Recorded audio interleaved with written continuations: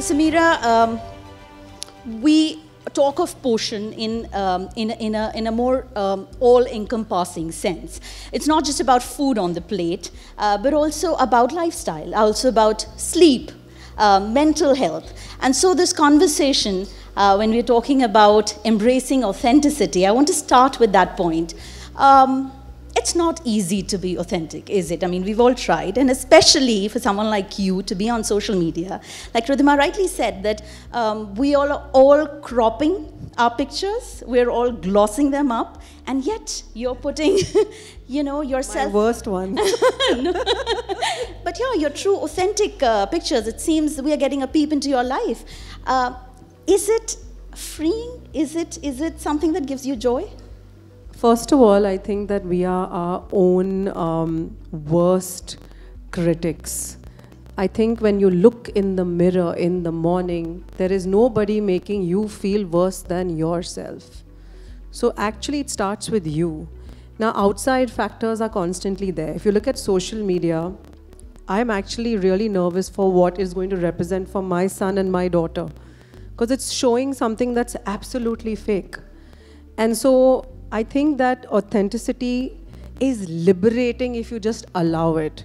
But to allow it, you have to first not allow yourself to get affected by other people's opinions, and most importantly, what they think of you. And the biggest issue is we give too much power to everyone around us. It could be somebody trolling you behind a name that you don't even know actually who they are. And unfortunately, it can be your own friend, your own mother-in-law, and maybe sometimes your own parents or husband. Yeah. So I always say that authenticity for me started when I became a little selfish. And I decided that the power is mine. And the day I let go will be when you lead. And then other people say, oh my God, she's showing her pimples, she's showing her weight, she's showing flab, age, white hair, and she's confident. And confidence attracts people because they want it.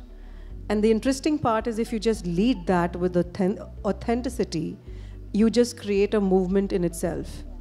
I agree. I mean, you are inspiring so many of us, including me, to have confidence in my flaws. I mean, aging is great.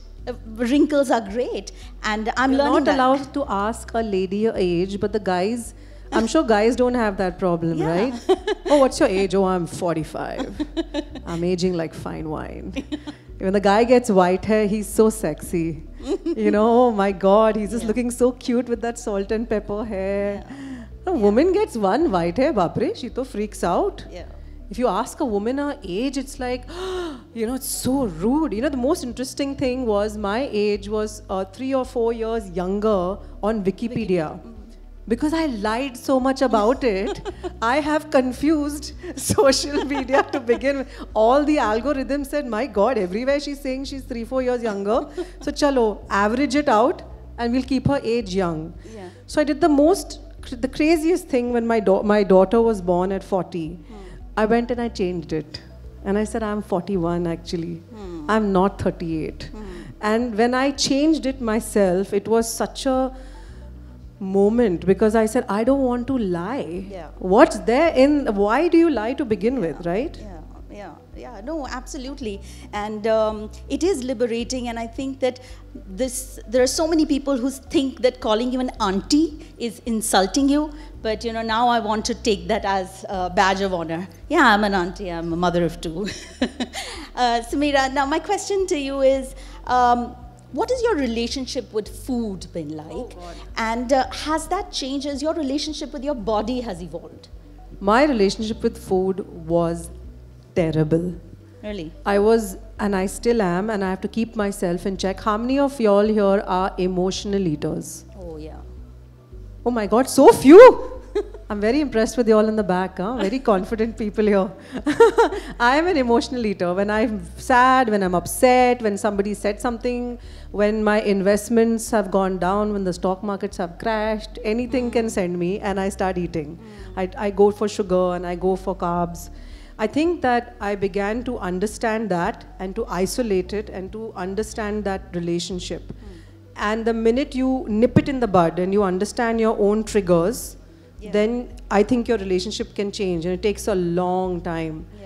But that being said, food and body for me are two completely different things, because today I'm a very healthy, balanced eater, but I still am far from that size that I was before I had kids. As an actress, I had a very small waist and I was very, slim. But I'm much more confident today than I was even when I was like super slim. And I realize it has nothing to do with your body. It is completely to do with your mind and your mental health. I can actually run more of I can swim more today. I'm much healthier. And just because you're thin and skinny doesn't mean you're healthy. That's a huge misconception. And are you eating more healthy now? Absolutely. I make choices. And I always say food is not about, there's so many fad diets that come today. Intermittent fasting, ye mat karo, wo mat karo. If you look at reels, you get confused. Eat carbs, don't eat carbs. Eat fat, don't eat fat. There's keto. There's I only go crazy. But you have to figure out what works for you. But in particular with women and hormones, especially when you have a huge epidemic of PCOS, being anemic, because ma'am said it's such an issue. I have that issue. And I think all these come from hormonal imbalances and absolutely not having the right education growing up to eat right. I say in schools we're sitting and teaching everything but the basics, which is maybe emotional health, emotional EQ. Second is choosing the right foods and understanding food. These are two major things for me that maybe should be put in as studies. So girls can have, and boys can have a better understanding. So I think that body and weight and food are all combined, but still they're yet separate because different parts of your lives, different phases and different attitudes to it. Absolutely. Coming to our diet as women, and like ma'am rightly said, that across, and especially I would say in our country, there are so many households, like she correctly said, that women eat the last and they end up eating the least. Even simple things like picking the last roti from the dabba, she'll keep the last roti for herself, the woman. There is this subconscious bias that has settled in our minds. Did you ever encounter this growing up? And how did you challenge these stereotypes? So it's a conditioning. It's what we grow up with. Now my mother very proudly says, I used to wake up at 6 in the morning because I have to make Reddy Garu's idli and chai, and she used to not eat until he ate. Today she is struggling. She's 78. She has umpteen issues. And the doctor only asked her one thing, is Mrs. Reddy, why didn't you take care of yourself? And sometimes it breaks my heart. She has tears in her eyes and she says, I was always worried about your dad and you. I put myself last. I didn't check if I had high diabetes or sugar. I didn't really take care of myself because I was always constantly keeping up with taking care of y'all. And that made a very big impact. When my mother herself told me, Sameera, don't make that mistake. Now, interestingly, as you all know, my mother-in-law, very special lady, when I got married, and I remember I immediately got pregnant, she said, you and me eat first. Not only me, matlab her and me, we eat before the children, and we eat before my husband, because we have to then handle the rest of the house. And she always told me, if you're well fed, if you take care of yourself, you'll be a happier mom, you'll be a happier person, and maybe, we'll make better choices rather than being cranky, snapping, and not only that, finally having bad health. So I actually learned that from my mother-in-law to begin with. Especially when I was breastfeeding, especially when I was pregnant, postpartum, it's very important because we associate as women that sacrificing and having this sense of duty makes us feel more wanted and loved. And everybody says, shabash. Such a job well done, and you're like, wah, wah. This whole false bravado and false, kind of connecting that kind of pride with that kind of sacrifice, that is the problem. And that is all hands are clapping together for it. We need to break that. Your husband, your mother-in-law, your family, as a society, and maybe in advertisements also. We need to stop applauding women being such sacrificial lambs, because we are then as young girls associating that for our future lives. Absolutely, and this is so ingrained, and that chain is very, very important to break. You mentioned about postpartum depression, Sameera, and you have been very vocal, and thank you for doing that, because as a young mom, I've just delivered twins 9 months ago, and I've realized that the people closest to you also do not understand postpartum depression or blues, or, and you know, when I came back to work, people said, is it real? Is postpartum real? And yes, it is real, and only when I experienced that did I realize that how little we know of it, how little conversation around it is. How is it navigating postpartum depression for you? And did all of this, you know, lifestyle, food, sleep, right support, play a role in you actually coming out of it? So funnily enough, you know, when a woman gets pregnant, the focus is completely on the woman for 9 months. Beta ye khao, laddu khao, ye karo, wo karo, take massages, all that. But funnily enough, when the baby comes out, the whole focus is on the baby. And I think, first of all, that itself is a little bit of a shocker. The hormones going for a toss is a bigger shocker. And nobody readies you for the sleepless nights. And also the changes in the relationship with your body, how you feel about yourself, and how your relationship with even your spouse changes. These are all very fine details that nobody talks about. Everyone says, "Kaun sa pram le liya, kaun sa hospital gaya, oh ho, acha C-section hua." Like, it's always about all the materialistic or the tick boxes, I say. But nobody really readies you for the emotional upheaval, and not all women have that backup of families that can protect you and help you. That being said, I was confused because I had everything and more. And I don't know what happened when my son was born. I couldn't feel good. I didn't understand it. I said, "Ye sophisticated log ke problems hai." You know, my father always says, "Therapy sophisticated log ke liye hai. Ye sab bahut bakwas problems hai." My father's always, you know, South Indian man, drilled it. So I also feel, no, this is wrong. I have to be strong. If my mother could do it, so can everybody. But I just didn't feel good. Now the shocking part is, I went to a doctor and I said, it's 3 months. When I breastfeed and when I'm around my husband and my child, I have weird thoughts. I'm not feeling good. Something's wrong. Arre, ye kuch nahi hai. And when my own doctor is telling me to just keep quiet, then I really feel that there is a problem, because the education is not there yet. Interestingly enough, after 6 months, I picked myself up. I started reading about it. And then I realized, wait a minute, I need to step back and understand that it's okay and take a moment and head back into it with the right attitude, maybe a bit of therapy, maybe the right mindset, and then move slowly towards it. But that being said, not everybody has this luxury. And that is why the second time round, when I had my daughter, I was very vocal about it. In fact, social media pe everybody was like, oh, you know, you have to look a certain way, you have to be a certain way, you have to show the right side. I said, you know what, I'm going to tell you exactly how bad this is. I'm going to not cover my white hair. I'm going to talk about my stretch marks. I'm going to tell you my body has changed. I'm going to tell you emotionally and hormonally how difficult it's been. And the amount of women in this country that have just stood up and said, me too, I felt like that, I couldn't talk to anybody. You know, this is the power of social media. People look at the bad parts. I look at the most incredible, powerful tool of how people can just communicate, become a strong community, and really understand each other's problems, and bindas, bravely talking about on the comments without batting an eyelid. And that's where postpartum has come. From everybody chup, chup, chup, you know, from there to today, very vocalized and helping each other as a community. You know, and I'm very proud of that. Yeah.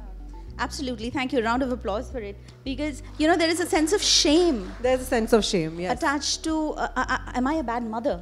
Yeah. If I'm not feeling good about it.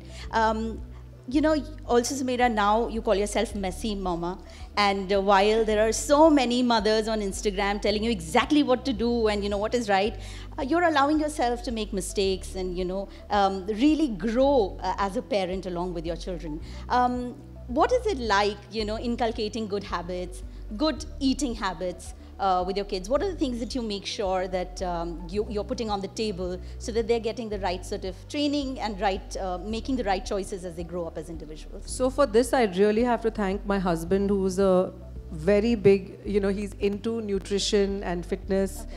And interestingly, he's the harsh one. Ye mat khao, wo mat khao, sugar's bad, this, that, that. And I try to balance it out with my messiness, where I say, okay, there's a way, which is make smarter choices. Yeah. So the balance of his and my attitude has actually worked. But within families, especially joint families, I've had many women say it is so hard to make certain nutritional choices for my child because my mother-in-law, my father-in-law, everybody in the house is doing their own number, and then the children don't know which way to go. So that being said, you have to have a spirit within the family to say these are wrong choices, and in the future the child's body will be compromised, especially with sugar and oil and the way we use it happily in our food. I think that somewhere now the movement has started, but more within, I think it has to be more at a core level. So like that, my husband is very particular. I go ahead with that, but I'm still a little easy because I do believe if you're very harsh and they go to school and they see a child eating a lollipop, then they have that, they have that reverse, which is I'm worried that they'll grow up and start eating everything inside. Yeah. So I'm more of the balancing factor. I don't mind a little bit here and there. And I really believe is if they watch us eat and have the right examples in front of us, it really works. Yeah, yeah. Also, I want to understand, you mentioned your mother-in-law and you mentioned, the support that you have from your in-laws. This is for a lot of women, and this is again a stereotype that aurat ki dushman hai, and that the biggest pain point in the relationship is saas bahu, and we've also added fuel to fire with the sort of representations that we've had in cinema and our daily soaps. Meanwhile, what is happening on your social media is an antithesis of all of that. Did it take work to get there? It still takes work. I fight with her all the time. You talk about nutrition, my mother-in-law loves fried food. Her favorite thing to give the kids are puri and shrikhand. And I freak out, and this usually happens when my husband is not in the house, imagine. So, we do have a share of, definitely Tashan is there. But I'll tell you what it is for me, is communicating and uplifting. I always say this, that women are usually like very Instagram about, oh, we really support each other. And I always say, do you really support each other? Now, I know that my mother-in-law is a single divorcee. And somewhere I felt it was my duty to just be her, be her extra, that little plus one which she felt a lack of. And instead of feeling like it was more of a bhoj, I decided to make it work for me. Also, interestingly enough, my husband didn't want anything to do with my social media. He's a very shy guy. And then when I looked to the left, I saw this other person sitting there, which was my mother-in-law. And I said, do you want to make a reel with me? And she said, okay. And that's how the journey started. Because in COVID, we were all thrown into one house. And I don't know if it happened to you all, but it was like a pressure cooker. Suddenly, my husband, who was out of the house from 9 to 8 in the evening, was in front of my face with rationing food and exhaustion, and we all were thrown into one house together. And I think that to relieve that stress, we started making funny comedy reels, and that seemed to really release a lot of tension in other women's minds. So I told my mother-in-law, let's change the conversation. Let's do it in a healthy way. Let's do it in a way which is, it doesn't have to be that bad, because we communicate and we have boundaries. So for example, I do believe that all guys, I'm not saying anything bad about you all, but you know how it is, mamas are like, there's always like, mummy ne kaha, or mummy ne bola, or I won't tell mummy. And a lot of guys do that. You all just hide. You all don't have confrontation in you all. And that is the biggest issue. Then the power grid changes. When you get married, then it's like, you can't go against my mom. I will not deal with it. You deal with it. And it's a brand new family, and it's a brand new, relationship. And then you find your way, and sometimes it's not the best. And that's what happened with Akshay also. He just threw me in the ring with my mother-in-law and he said, okay, find your way. I'm not getting into it.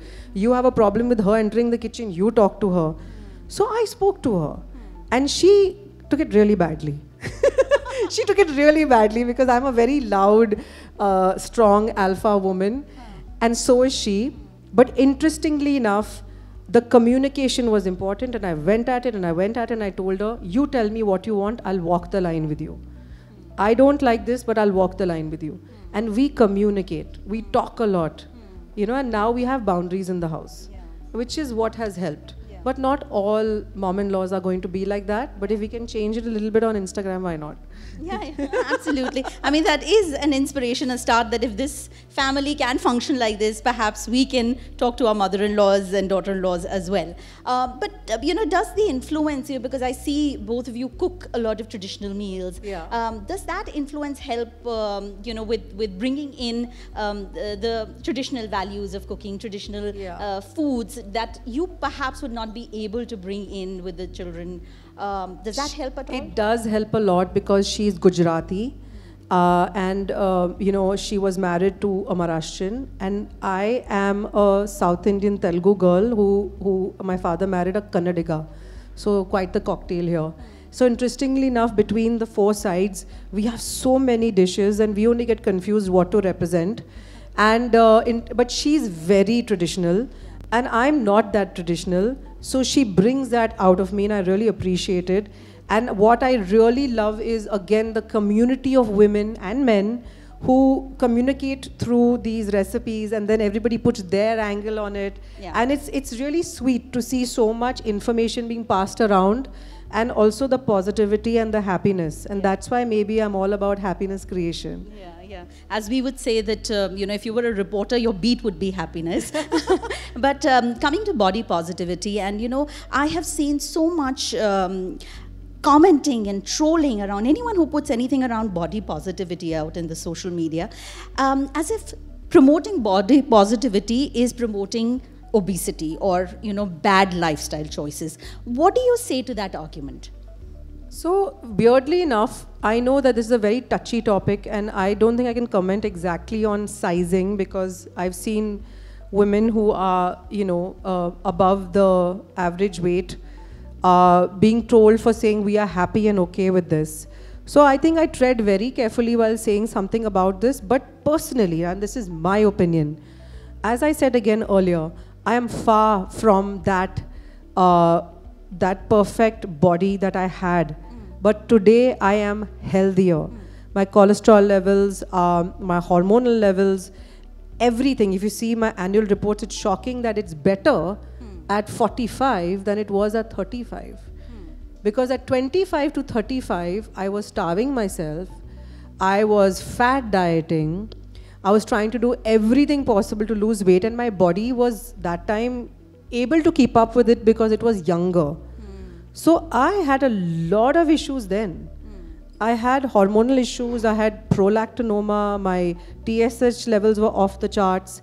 And when I changed and I understood that the only way was to make smarter choices, and maybe that's why I could have healthy births also at 36 and 41, I think that I've understood that it is really not about the size, it is about, let's say, it's quality over really the quantity. That being said, being trolled has just come about because, again, most of us are fed ki this body type is perfect, this fairness is perfect, these light eyes are what men want, the long black hair, and we are all just confused because we all have been born differently, and then we're like, oh, do we not fit in? That means we're shit. So all these things intrinsically need to change. But the trolling will continue because as a country, my own dad, when I come back from a vacation tanned, he's like, arey, kuch kar lo, detanning kar lo. You know what I mean? It is something that's intrinsic in our society. We can't change it, and everybody will have their own vocal way of putting it out there. There are women who are excruciatingly thin who get trolled. So it's really not about being big or small. If people want to troll you just because you're just not this perfect shape, I say, what is the perfect shape? Your definition, like right now, I think I'm incredible, if I might say so. Absolutely. I agree. I agree. It's your definition. Yeah. Every definition has to be different. Yeah, no, I agree.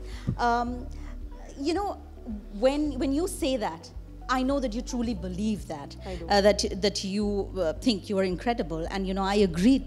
But there are so many of us women who feel that, of course, she can say that. I mean, of course, she's an actress, and of course, she's beautiful. But us, we need to go on that fat diet. We need to look for, you know, fat loss drugs on the internet. No, you don't. know?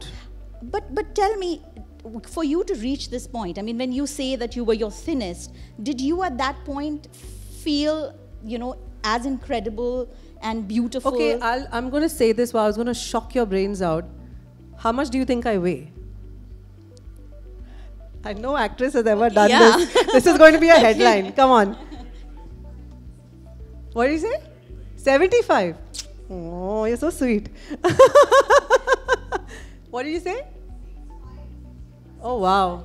You're far off. I'm 88 kgs. I'm 88 because I come from an Andhra body of my dad who has my skinniest weight was 75 or 73 when I was in films. That being said, today I can do a headstand over here without any help. I couldn't even do that when I was like skinny. I can do any yoga pose. I'm mad flexible. I do incredible amounts of yoga. I'm very agile and nimble. And I promise you, it has nothing to do with my weight. It has to do with how on point I am and how dedicated I am and how my routine is what defines my mood. When I say incredible, I truly mean it. It has nothing to do with somebody telling me, oh, you're wearing an extra large. Oh, is this your real weight? Oh my God, you're 45 years old. I have the strength to tell you my age and my weight because I am absolutely comfortable with it. So again, I bring it to you that at this point, if you're going to be looking for weight loss drugs and you're going to be looking for easy ways out, this is your problem. The problem is just wanting immediate results. Even with guys, you'll go through this midlife crisis and suddenly you'll are buying motorcycles and running around and doing hazard things. I got a couple of smiles at the back. You know, everybody wants quick fixes from the outside. Quick fixes. And I always say, don't do that. Have a nice plan for a year or two. Change your food habits. Take small little doses every day of positivity because your mind is trained to think negative. I'm not good enough. This person is earning more than me. That guy just bought a BMW. You know, like, this woman just lost, and this thing of, oh my God, you're looking so good, you've lost a lot of weight. It is not a compliment. Stop saying that. So when I say incredible, it's because I have value and I have a lot of pride and more than that, I have respect for the amount of time I have invested in myself. And this I want to tell everybody, please invest in yourself. We are here for such an incredible chat on such an amazing podium.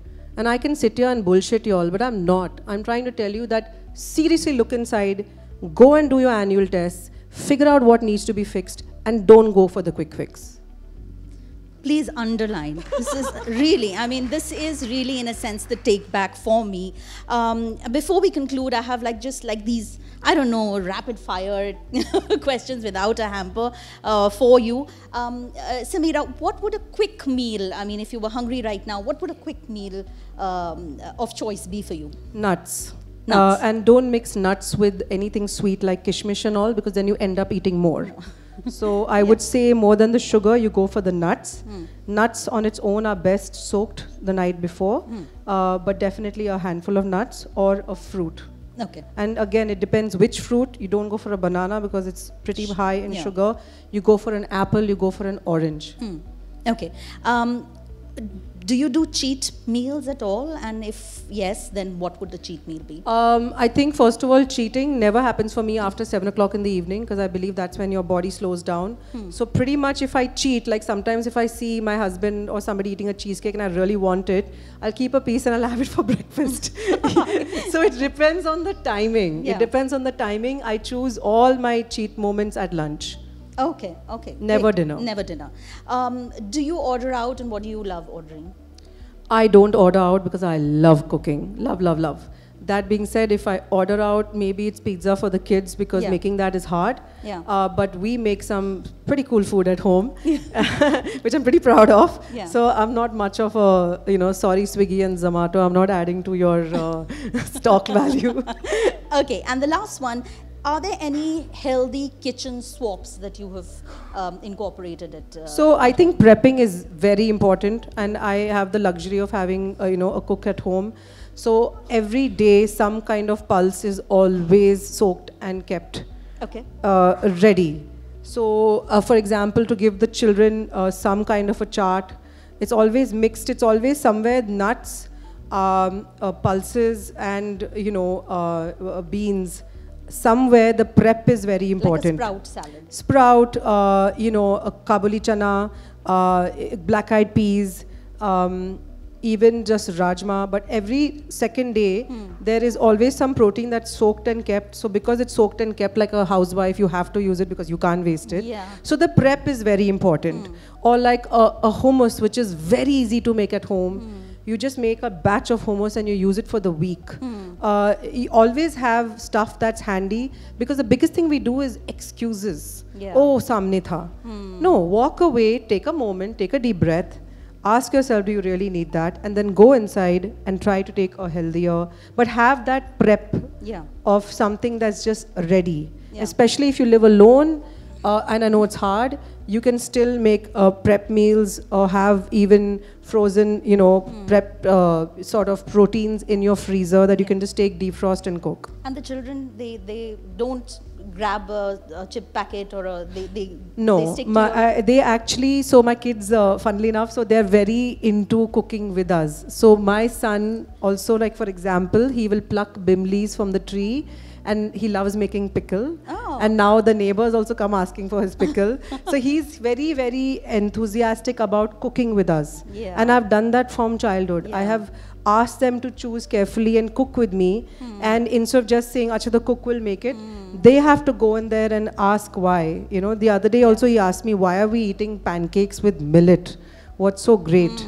And this happened about 6 months ago, because he went to his friend's house and of course he ate maida wala pancake, which tasted mind-blowing. And he came back and he said, this has a weird aftertaste. And then I explained to him the difference between maida and millet. And I explained to him what is the difference of, how it's going to help him in the body.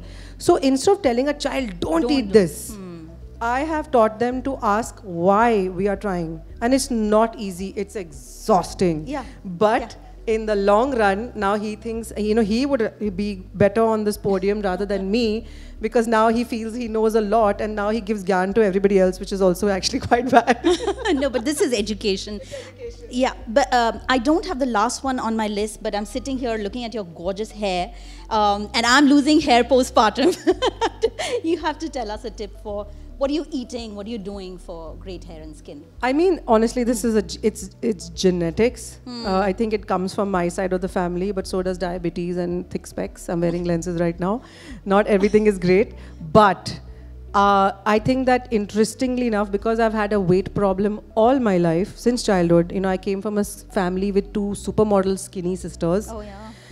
And so I had to really be careful, because I just went on my father's side of the family, which is tall, big, broad girl. So interesting enough, for my teens, I think that having nuts and pulses and again, proteins, even for the veggies, I'm not talking about the non-veg, I'm talking about, beans and stuff. I think all this has helped with growth, especially soaking it the night before. It is never a day that I've gone without having my badam soaked in the morning. And when my daughter and my son were barely 9 months old, I started incorporating crushed, soaked nuts in their diet, and pretty much a lot of healthy stuff. So Naira actually snacks on cheese, olives, and nuts. Fancy. Yeah, it's not fancy. She just wants it because she saw me eating it.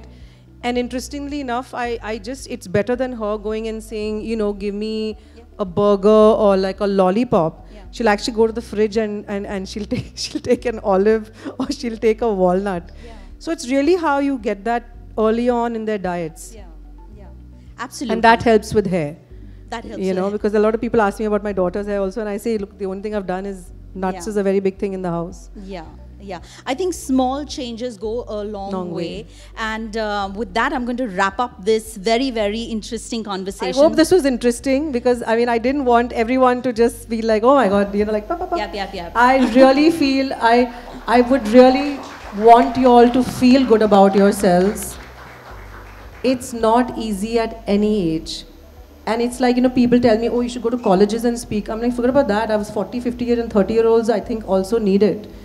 Because we have so much pressure to wake up every day and perform. And that performance takes a toll on your mental health and your physical health. So if there's any better a time, it's now. It's now is the time to get up and take care of yourself. And you owe it to yourself. Absolutely. So thank you so much, Sameera, and a round of applause, please, for Sameera Reddy for being so honest, candid, and you know, not withholding anything from her age to her weight, and all the secrets for you know, the wonderful, impeccable beauty that she is. Thank you so much once again, Sameera Reddy. Thank you so much.